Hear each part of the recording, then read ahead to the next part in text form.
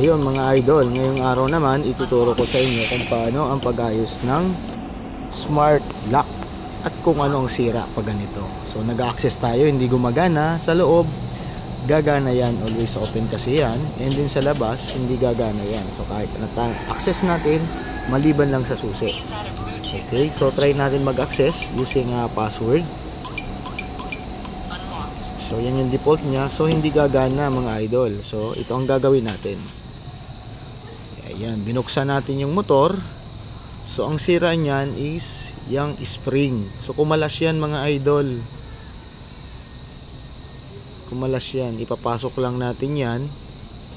Babalik lang natin para yung spring at saka yung lock ay maglaro.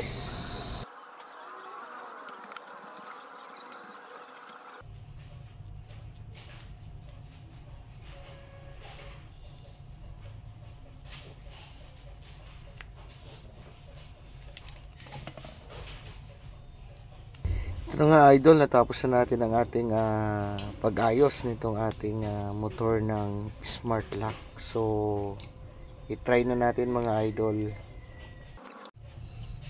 At ito na nga mga idol, natapos na natin ang ating pag-ayos ng ating motor ng smart lock. So maraming salamat sa panonood. Please subscribe and like my channel. Thank you.